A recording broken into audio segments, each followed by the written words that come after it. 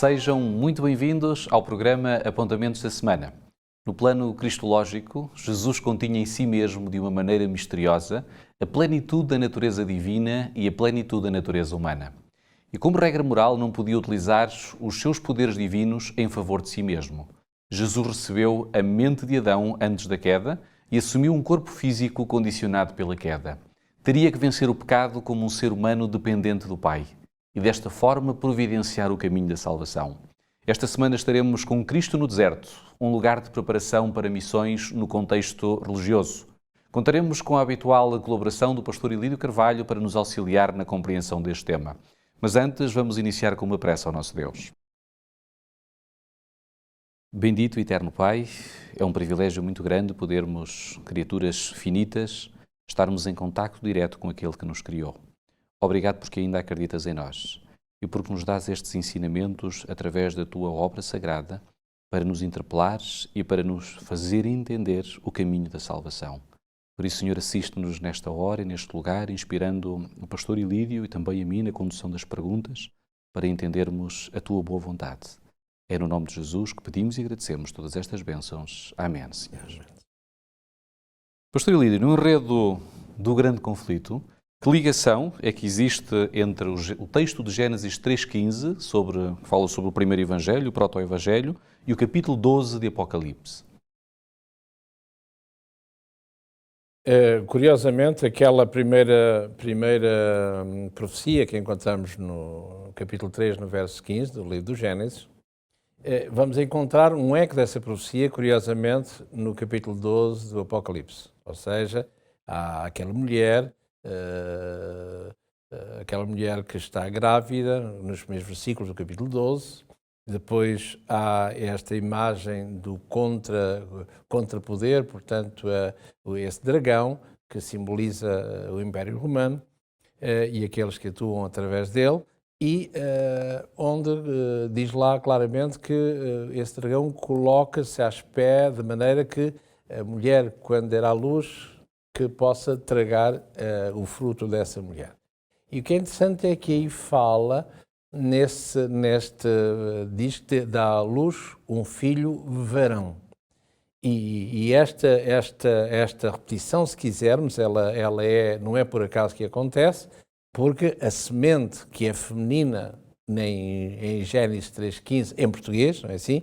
E a tua semente lutará contra, as duas sementes serão opostas, litigantes, mas nós podemos ter aquela ideia de como é feminina a semente, mas aqui, no nosso português, mas na linguagem original está lá como sendo a palavra semente como um masculino. E é por isso que aparece no capítulo 12 do Apocalipse este eco dizer que esta semente não é outra a não ser da mulher, a não ser o próprio Jesus. Daí esta litigância entre estas duas sementes. Uma te ferirá a cabeça, outra ferirá o calcanhar. Portanto, uma é uma ferida mortal e outra será uma ferida ligeira, como podemos ver a nível da história da Igreja, não é assim? Quando a Igreja é totalmente perseguida ao longo dos séculos, de uma forma mais violenta ou menos violenta, e sabemos também que o cristianismo sempre foi uma persona não grata, sempre,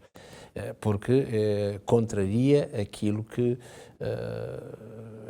é naturalmente, entre parentes, correto. E sabemos que assim não é. Portanto, aquilo que Deus quer é aquilo que o homem, o ser humano, a carne, menos deseja. E por isso que o cristianismo é bom nós termos uma igreja, mas não é lá muito bom, parece, o sermos cristãos na plenitude do termo. Significa então que estas profecias estão profeticamente ligadas e até ampliadas? É, porque se nós continuarmos o livro do Apocalipse, aliás, como iremos ver nos programas a seguir, iremos ver uma coisa simples, que é aquilo que o homem perde, em termos de Adão e Eva, no Éden, ou seja, que deixa de fruir, seja está no Éden, seja da árvore da vida, é exatamente aquilo que o Apocalipse diz-nos claramente e nos instrui que aqui o homem em Cristo vai recuperar tudo isso no fim. E é por isso que esse ciclo se fecha. É aberto em Gênesis e termina no Apocalipse. Em alguns círculos liberais, a Bíblia é interpretada como se fosse duas dispensações completamente distintas. Inclusive, no estudo da Teodiceia, que é a palavra grega para justiça divina, alguns alegam que existe um Deus no Antigo Testamento e outros alegam que existe um outro Deus completamente diferente no Novo Testamento. De que forma é que o título outorgado a Jesus, Immanuel, resolve esta aparente disparidade? Lembramos que nos primeiros séculos, e quando estudamos as igrejas, as 7 igrejas do Apocalipse, vemos aí um crescendo da pureza do Evangelho, a pureza do cristianismo como igreja, como um todo, e a degradação até chegarmos à última igreja profeticamente escrita, que é, presume-se, o nosso tempo. Ora, e no primeiro século houve, como é evidente, falta Jesus, cada um diz quase da sua, não é? E há a patrística, pois bem, aqueles que estavam mais perto de João, Policarpo e outros, que mais perto da fonte, que havia, as heresias começam nesse período do pós-Policarpo. Ora, e o que é interessante é que nos primeiros séculos surgem N heresias acerca, seja da divindade de Jesus, seja da pessoa do Espírito Santo, e curiosamente também em relação a Jesus e em relação a o Deus do Antigo Testamento e o Deus do Novo Testamento. E é o que se chama, o que foi conhecido na história eclesiástica como a heresia marcionita. E o que é que Marcião dizia? Dizia que o Deus do Antigo Testamento é diferente do Deus do Novo Testamento. O Deus do Antigo Testamento é sangue, é horror, é morte, e o Deus do Novo Testamento, em Jesus, é um Deus de amor, um Deus de paz, um Deus de concórdia, um Deus de misericórdia, um Deus bom. Ora, e para ele havia estes dois não, por não lhe chamar deuses, vou-lhe chamar dois deuses.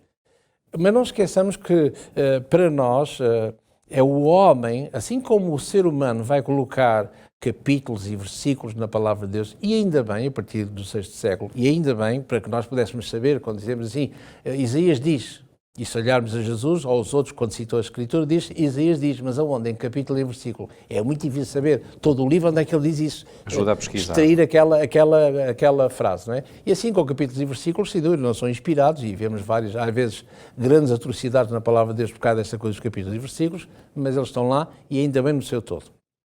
Ora, como não existe na Bíblia esta coisa do Antigo Testamento, uma antiga dispensação, um antigo concerto e um novo concerto ou uma nova dispensação, daí Antigo Testamento e Novo Testamento.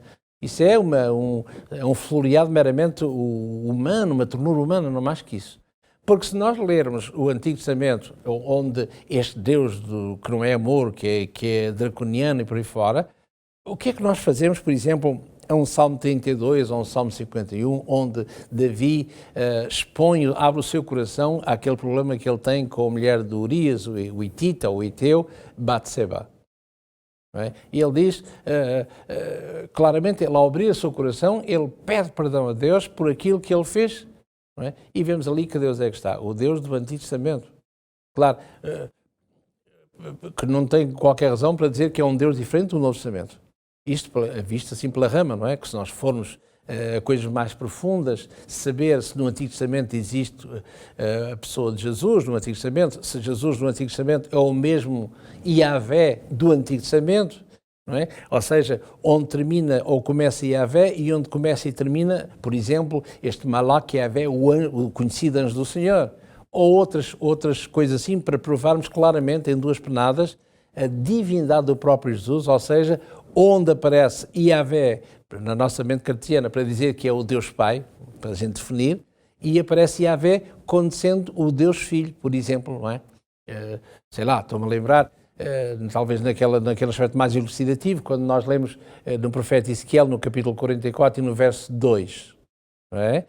Vemos aí que há uma profecia que se estende até à pessoa de Jesus, e ele está a falar que na porta oriental será aberta quando passar o rei de Israel, o Senhor, Yahvé, e será fechada e não mais se abrirá. Ora, se nós lermos o Novo Testamento, nomeadamente no Evangelho de Marcos, no capítulo 11, no verso 11, que é que nós vemos? Vemos aí que Jesus, na entrada triunfal de Jesus em Jerusalém, Hosana, aquele que vem, é o nome de Deus e descendente do rei Davi.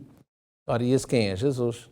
Ali é chamado Yahvé, não é? E aqui preconiza em Jesus. E é passagens assim, para nós vermos de uma forma simples, não é? Sem ser muito profunda, vemos que não há esta ambiguidade, esta dicotomia entre o Deus do Antigo Testamento e o Deus do Novo Testamento. Conseguimos ver o exercício da misericórdia por parte de Jesus também no Antigo Testamento, não é? Através, por exemplo, da carta do profeta Oseias, que insistentemente recebe uma mulher que é rebelde, uma mulher que o trai constantemente. Que é prostituta, sim. É prostituta, portanto, há vários exemplos no Antigo Testamento que nos mostram esta imagem. Segundo as versões mais congruentes com a história da salvação, eu refiro-me neste momento a Mateus 4:1, afirma que Jesus foi conduzido ao deserto pelo Espírito e veio a estar sob o diabo. Algumas versões dão a entender que Jesus foi intencionalmente à procura de tentação, mas não é isso que lá está escrito. Claro. Que paralelismos dramáticos é que nós podemos encontrar entre as tentações de Jesus no deserto e o percurso que Israel fez através do Êxodo, assim também como o homem confiável, ou aparentemente confiável, de Zacarias 3. Bom, esta pergunta estaria para estarmos aqui todo o programa. E mesmo assim nós não nem pensar esgotar o tema, não é? Mas analisando-a só pela rama, mesmo em voo de pássaro, mesmo muito simples, não é? Ora, o que o texto diz em Mateus é claramente que Jesus é impelido pelo Espírito até ao deserto, é um facto, mas se nós lemos na língua original, vemos que, mas de repente o Espírito desaparece e agora está sob Satanás. E é por isso que ali, o que é que vai acontecer? Vai acontecer que quando isto acontece, não é? Aparece então, no aspecto mais fraco deste homem chamado Jesus, não é? Aparece então sob a tentação. E não é por acaso que a primeira tentação começa sob o aspecto divino de Jesus. Se tu és o Filho de Deus. Já agora, porquê o deserto? Porquê que Jesus foi conduzido ao deserto? Porque, curiosamente, o deserto é, na linguagem, mesmo no sentido hebraico, o deserto é o lugar por excelência onde nós encontramos Deus. E alguém disse, há certos rabinos que explicam isso de uma forma alegórica e que é um facto, porque o deserto é o lugar onde nós nos encontramos connosco próprios e, acima de tudo, com Deus. Porquê? Porque no meio de toda aquela imensidão nós somos nós próprios. Não há nenhum cartão de Visa com um plafond enorme, não nos serve rigorosamente para nada, e naquele silêncio não somente reconhecemos que nada somos, mas também o silêncio é tal, este peso ensurdecedor desse silêncio faz com que nós ouçamos a voz do Senhor. E curiosamente, se nós olharmos o Antigo Testamento, vemos que os pontos altos de qualquer profeta, todos eles passam pelo deserto, antes de começarem, se quisermos, a sua vida pública. E Jesus, obviamente, não é exceção. Assim como no início, diz Mateus 5, por exemplo, quando fala no verso 1, diz lá que Jesus subiu ao monte, sentou-se e disse. É interessante, nesta altura, para nós entendermos esta coisa do sentar, por exemplo, quando falamos, por exemplo, na parábola do bom samaritano, diz lá que um doutor da lei, levantando-se, perguntou ao mestre, mestre, que farei eu para herdar a vida eterna? O que é necessário fazer? Portanto, nesta época, quando alguém tinha alguma coisa importante para dizer, sentava-se. Quando alguém tinha alguma coisa para perguntar, levantava-se. Se a pessoa tivesse um ensino, mas que fosse andando ensinando, esse ensino era tido como grande envergadura, com grande peso. Ora, e Jesus sobe, e aí está, Jesus sobe ao monte, não é? O monte alto, e senta-se e proclama. E subir ao monte, o monte é onde estão os deuses. Na tentação, se víssemos isso, vemos que há uma parte em que Satanás leva Jesus ao monte. E o monte é sempre sinónimo do encontro com Deus ou com deuses. Não é assim? E por isso é que o paganismo sempre nos lugares altos, onde está, ou pensa-se que aí se encontrava os sacerdotes com os deuses. Portanto, então o deserto é um lugar onde podemos estar a sós com a palavra. Parece que a determinado momento, diz o texto sagrado, que um anjo aparentemente de luz, surgiu na presença de Jesus. E como é que se entreteceu este diálogo? Qual era o objetivo desse anjo? Mas em relação, mas comparado com Satanás ou... Aparentemente parecia ser um anjo de luz, mas afinal revelou ser um outro anjo, não é? Segundo o Espírito de Profecia, a Bíblia não fala, é omissa nisso, não é? Segundo o Espírito de Profecia, quando esta entidade celeste aparece junto a Jesus, ele engana Jesus. Porque, no meio de tal fraqueza, o meu Pai vem a meu socorro, manda um emissário a meu socorro. Só que pela boca morre o peixe. Porque todos nós podemos ser enganados com a vinda de Jesus. Ninguém viu a vinda de Jesus. Mas ele é dito claramente, na carta aos Tessalonicenses, na segunda carta, no capítulo 2, é dito claramente que Satanás tentará imitar a vinda de Jesus. Ora, eu nunca vi a primeira, não sei como é que será a vinda de Jesus própria. Alguém que imite, para mim, está muito bem, não é? Jesus vem com todo aquele esplendor, coisa que nunca se viu, não é assim? Como fosse um fogo de artifício, vá para nós imaginarmos isso na nossa imagética. Simplesmente, até ali todos seremos enganados, penso eu, não é? Até mesmo os escolhidos. O problema é, agora, à medida que ele falar, não é? Primeiro que ele Jesus, quando vier, não assenta, não parou o pé nesta terra, não é? Mas, à par disso, se esquecemos deste pormenor, quando ele falará daquilo que lhe é próprio. E nós vemos claramente, quem conhece a Escritura, não é? Vemos claramente que aqui qualquer coisa não está bem, está a ver? Mas se ele não falar, engana qualquer pessoa. Ora, em Jesus também, ele enganou Jesus, anjo de luz, pois bem. Só que quando ele começa a falar, se tu és, aqui qualquer coisa não está bem. Tu queria introduzir dúvidas sobre o caráter divino de Jesus e sobre a sua missão. Porque 40 dias antes, não é? Que é 40 dias antes, Jesus, no batismo de Jesus, 40 dias antes. E o que é que ele ouviu? Toda a gente ouviu. Eis o meu filho amado que é muito com prazo. Agora vem este se. Além disso, na linguagem, se nós olharmos ao texto que lá está, que diz lá, nem só de pão viverá o homem, diz Jesus, mas de toda a palavra. E aqui a palavra, não é? Para dizer palavra, nós temos duas palavras em grego para dizer palavra. Temos a palavra logos, a palavra, Jesus é a palavra, e temos a palavra rema. Ora, o que Jesus emprega aqui não é a palavra logos, a palavra não só de pão viverá, mas da palavra de Deus, mas a palavra rema. Ora, então, logos é a palavra escrita, não é? Logos é a palavra formatada, escrita, é esta, está aqui, é esta mesmo, está aqui. Este é o logos. Mas ele usa a palavra rema, ou seja, a palavra que é ouvida. E o que eu ouvi há 40 dias atrás, eu e todos que estavam ali, os circunstantes, é que este é o meu filho amado. Quem és tu para dizer que se... À par de outros contextos, não é? Portanto, vemos claramente que só aí mostra claramente aquilo que realmente, a noção que Jesus, homem, tinha da sua missão e a razão também, a maneira como estava grefado, estava ligado, estava unido, estava soldado à palavra de Deus. Ou seja, num assim está escrito. E é isso que todos nós, como filhos de Deus, não é? Como crentes e como cristãos, devemos sempre consolidar a nossa esperança num assim diz o Senhor. E ponto final. Será também uma evocação, com certeza, do percurso feito pelo povo de Israel no deserto, onde não haveria fonte de alimentos, mas mesmo assim o Senhor nutriu-os. É a mesma coisa, porque Jesus, o povo de Deus, é um paralelismo, por isso é que eu digo, esta pergunta seria não é? Basta. Por exemplo, eles saem do deserto, há uma Páscoa, como iremos ver mais tarde em outros programas, há uma Páscoa que é a saída do deserto, não é? À noite, impressa. Onde é que eles vão? Temos agora aí um batismo dentro da água. E dentro da água, após a água, começa o deserto. Outra vez deserto de prevaricações, de aborrecerem Deus ao máximo, de fazer com que Moisés perca toda a sua paciência, não é? Mas, e ele irá ser punido por isso, curiosamente, não é? Vai bater 2 vezes na rocha quando fala, não é? E ele bate 2 vezes. Cristo só morreu 1 vez, não 2, não é? E vemos aí problema com certos momentos religiosos de hoje. Em cada dia Cristo morre. Não é? Bom, não é? Portanto, vemos que a vantagem, o que é belo é conhecermos a palavra de Deus e, uma vez mais, estarmos circunscritos a assim diz o Senhor.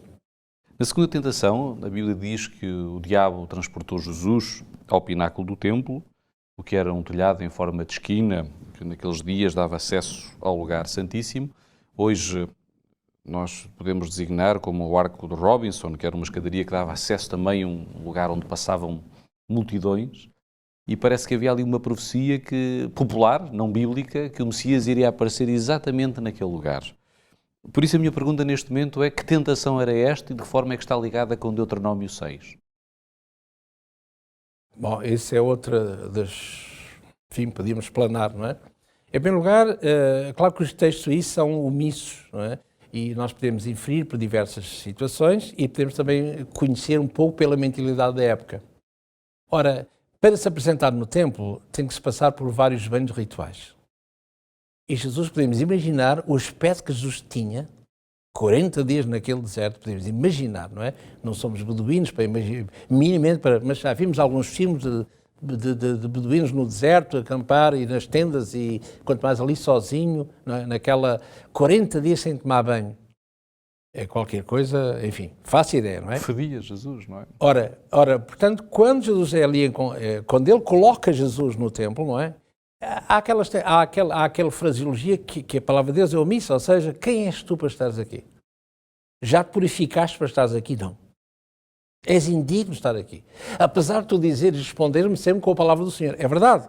Mas tu és da palavra do Senhor, tu és indigno de estar aqui. Esses banhos rituais que os outros fizeram para estar aqui, sacerdotes e afins, tu não. Logo, aí qualquer coisa não está bem. E depois já viste aqui, olha, nesta escadaria que aí passa, portanto, toda a gente da multidão vai para o templo. Tu já viste saltares daqui? Já viste, isto está toda à espera do Messias? Já viste o espetáculo que será? Já viste a audiência que terás? Lança-te. E mais ainda, visto que és o homem da palavra escrita, eu também vou citar a palavra escrita. E a nível deste cenário bíblico, aí nós sabemos quem é quem. Satanás a manipular, a citar somente um pouquinho, a tirar o texto fora do contexto para o que lhe interessa, aí sabemos quem é o que é Jesus e quem é o não Jesus, não é? Ou seja, Satanás. E propondo um atalho, não é? Não é? Ora, nos dias de hoje, não. Nos dias de hoje, adventistas estão na palavra de Deus, é assim, mas veio o pentecostal dirá assim, veio outra igreja qualquer, não importa a igreja, não é? Cada um dirá a sua, ou seja, uma Bíblia que dá de comer, parece, que alimenta não sei quantas religiões. E aí já não é a palavra de Deus, é você pensa assim, essa é a sua opinião, essa é a sua interpretação. Em um minuto, visto que chegamos ao final do nosso tempo, pastor Ilídio, a terceira tentação, Jesus foi transportado a um monte alto. O que é que significa isto no quadro escatológico? Lá está, uma vez mais, como disse há pouquinho, esta ideia do monte alto é sempre, e a razão pela qual ela se encontra ali, grafado, é a ideia de o encontro com os deuses, não é? Portanto, onde os áuguros e os urúspices da antiga Roma iam para o monte para estarem com os seus deuses. E é por isso que eles faziam um círculo na terra, não é? Onde era a santidade, onde ali naquele lugar onde eles se encontravam dentro daquele círculo para falarem ao escutarem na sua concepção que os deuses tinham e também para verem os áuguros, para verem o voo dos pássaros e ver como é que eles voavam e temos então, os deuses pensam assim, podes partir para a guerra porque está ok. Ora, subir ao monte para ver toda a glória desta terra. E claro que o interessante é que Satanás mostra, não é? O inimigo mostra que mostra a glória, mostra a riqueza, mas omite o sofrimento, a morte, a dor, não é? É como nós vemos na publicidade aí, nos mídias, não é? Se quer usar isto é tudo em grande, tudo é fácil, tudo bonito, não é? Tudo bonito, só que se esquece os efeitos secundários que a coisa tem, não é? Será que esta proposta não era sugestiva ao ponto, Jesus, tu não tens que morrer, tu não tens que sacrificar, não tens que sofrer, e no fundo tu queres é o reino, eu vou-te dar o reino se me adorares, não é? Portanto, não é preciso, eu sei que tu tens que ir para a cruz, eu sei que tu tens que morrer, eu sei. Não sei como é que a coisa se processa, mas sei que tens que morrer. É glória. Eu dou tudo. Eu consegui de Adão, não é? Como diz lá claramente em Lucas 8. Eu dei-te tudo. Eu dou tudo o que foi dado a mim. Portanto, só tem um preço. Ajoelha-te perante mim, adora-me. Um segundinho só um segundinho, não é preciso um minuto. Um segundinho só. O problema é a adoração. E é o grande drama, criatura quer ser adorada quando isso é devido, essa apologia é devida somente ao Criador, que é o próprio Deus. Obrigado, Pastor Ilídio. O tempo é curto para o tema que era vasto e interessante. O estudo desta semana centrou-se em Jesus como Emmanuel, Deus conosco, e na forma como ele venceu as tentações do diabo em nosso favor. A nossa vitória não se mede por ocasionais atos vitoriosos contra a tentação, embora isso deva fazer parte da nossa experiência, mas sim pela nossa dependência constante da justiça de Cristo e da sua vitória, que nos são atribuídos pela fé e pelo exercício de fidelidade. Porque não temos sumo sacerdote que não possa compadecer-se das nossas fraquezas. Antes foi ele tentado em todas as coisas, à nossa semelhança, mas sem pecado. Hebreus 4,15. Na próxima semana refletiremos nos ensinos de Jesus relacionados com o grande conflito. Obrigado pelo tempo que nos dedicou, contamos com a sua preferência. Até ao próximo programa.